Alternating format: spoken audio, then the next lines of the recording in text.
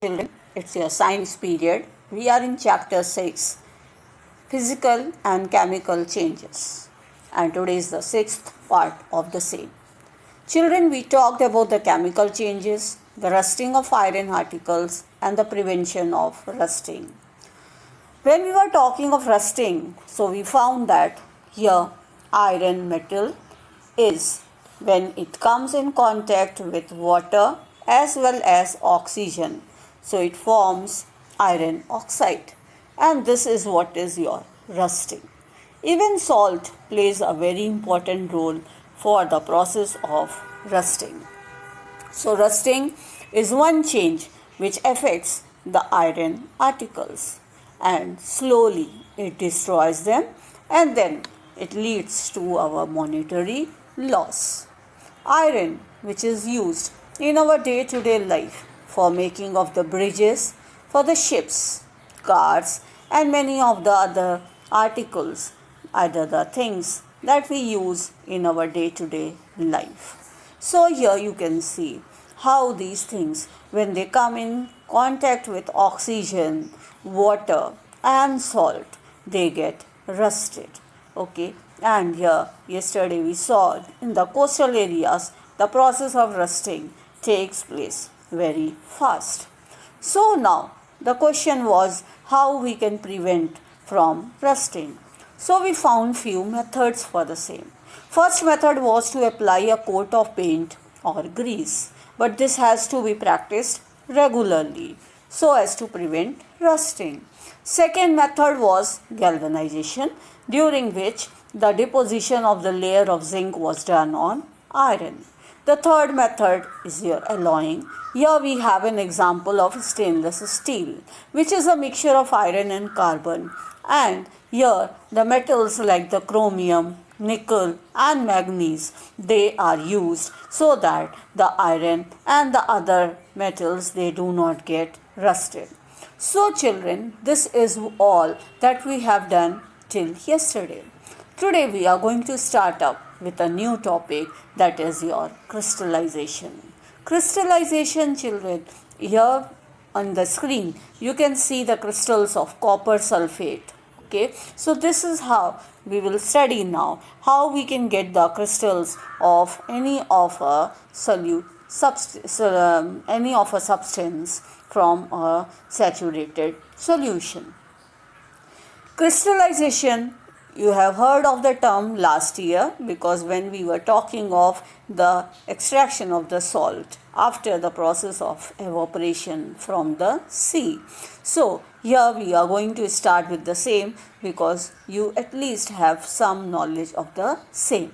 So salt, which can be obtained by the evaporation of the seawater, the salt is obtained by this method is not pure, but it's not pure, and its crystals are also not that bigger in size. That means they are smaller in size. But here we can get the salt by this method of crystallization. Okay. Now how it is done is, we take a solution of common salt in water and we just keep it in. This is how we have done in the lab, either I showed you in the class. Okay, so this is how it is put into the china dish, and then it is allowed to heat. When it starts boiling, what happens? The water evaporates, and once the water evaporates, the common salt is left behind, and this is how we get the leftover that is there is your salt. So this is how we get the crystals of the salt. So here the salt that we got was smaller in size. Here you can see the crystals of the salt in the sea.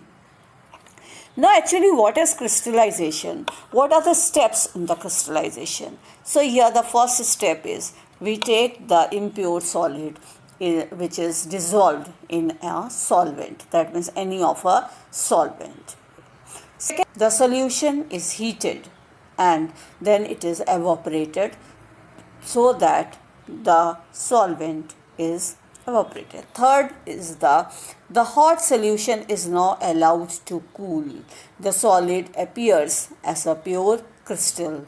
That means whatever the solvent was used gets evaporated and only the crystals are left behind.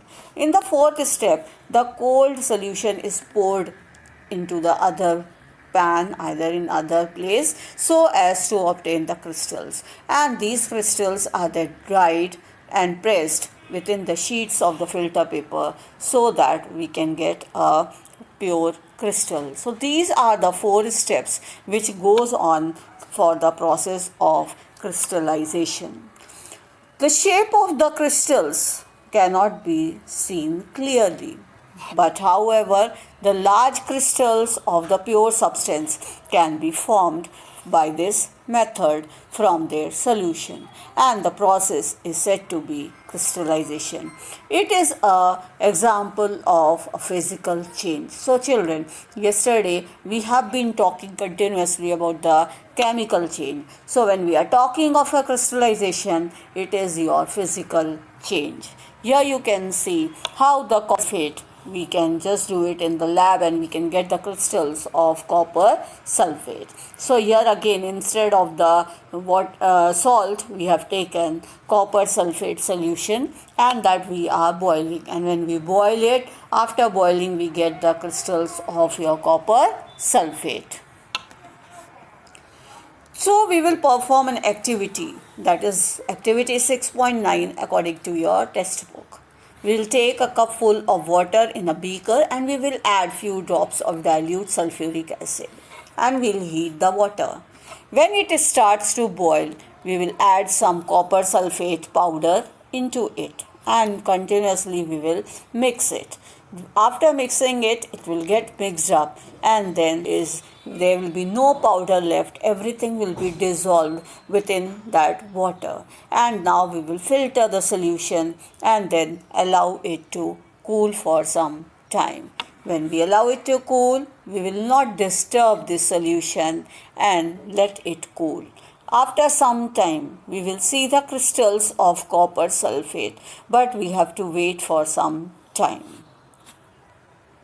So this is how we can get the crystals of copper sulfate from the copper sulfate solution.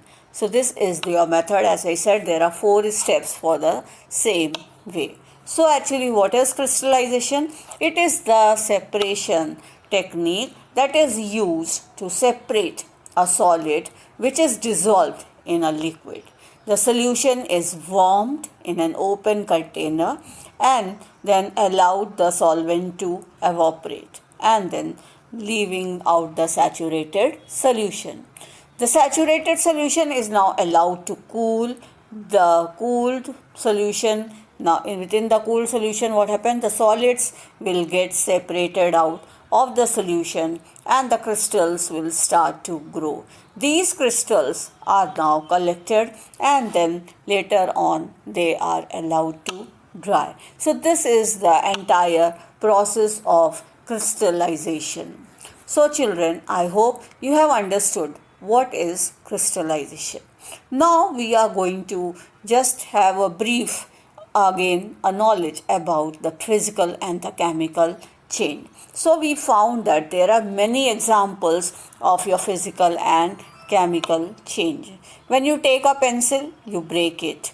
You take a wood, break it. You take butter, convert it into ghee, that is all your physical change.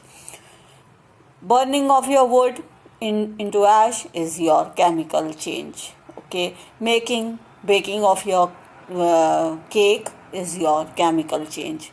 Changing of your egg into an omelette is your chemical change. So these are some of the examples of your chemical change. Even here you can see on the screen the melting of the ice cream, slicing of the bread and the painting of the walls. All these examples are also considered under your physical change. Here you can see the physical change. Within the physical change, when we talk of the steam converting into the water when cooled changes into ice and vice versa, this process. So this process is considered, this changing of the water from one form to the other form is under your physical change.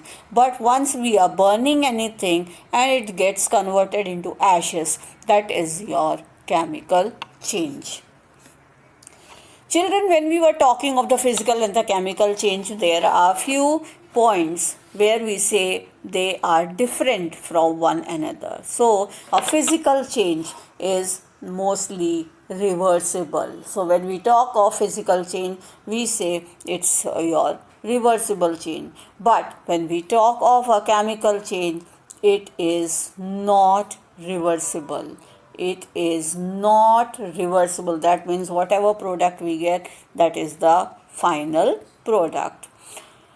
No new substance is formed during the physical change, whereas one or two new substances are formed during the chemical change.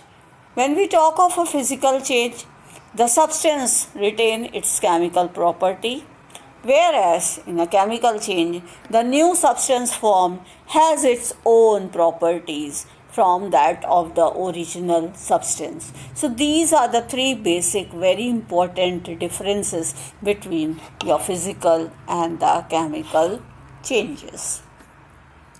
So children, today we talked about the crystallization and we had a short discussion by taking the examples of your physical and the chemical changes. Now there is a home assignment question for you. So here what is there? I have given you a list of the processes which are going on and you have to write whether it is considered to be a physical change or it is your chemical change. First one, melting of ice. Second one, cutting a pineapple into pieces. Third one, adding vinegar to the baking soda. Fourth one, a piece of rusting metal. Fifth one, a camphor. Sixth one, crumbling a piece of paper.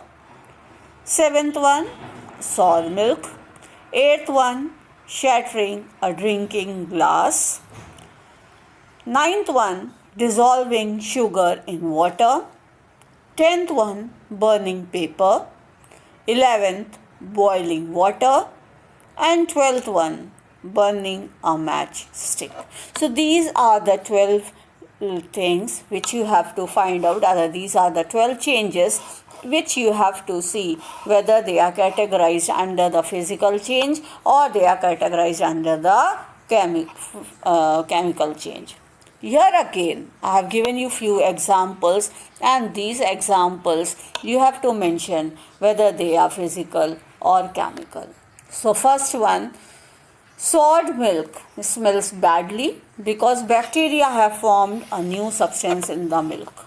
So this is an example of physical change or chemical change.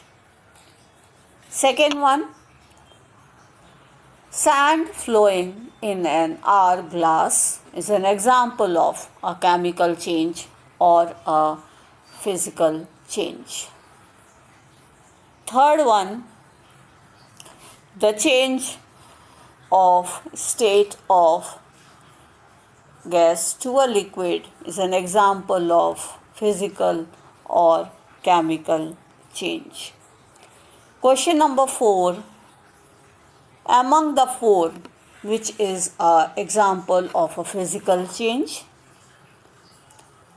Melting of butter is a physical change or a chemical change. When we are using, which of the following is an example of a physical change? Closing the door, cracking an egg, turning off the electric light, or putting the milk back into the fridge. Seventh one, an ice cream can melting on a hot day is an example of chemical or physical change. Eighth one, which of the following describes a chemical change? First one, water freezing. Second one, match burning. Third one, dew on the grass. And fourth one, magnetizing a nail.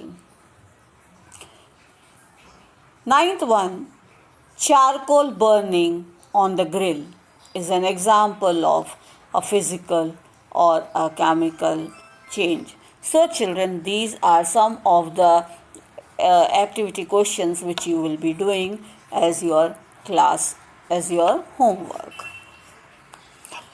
Here again you have to match both the columns, column A and column B. In column A, the first one is large crystals. Second one, depositing a layer of zinc on iron. Third one, souring of the milk. Fourth one, carbon dioxide. Fifth one, iron oxide. Sixth one, dissolving common salt in water. On the other side, it is given as for the first one, turns lime water milky. Second one, physical change. Third one, rust. Fourth one, sugar candy and mishri. Fifth one, chemical change. And sixth one, galvanization. So children, from column 1 and column 2, you will match and you will get the correct answer. Hope so you will be able to do all these 3 assignments that are given to you. Hope so the chapter is clear to you, and we will start out with a new chapter.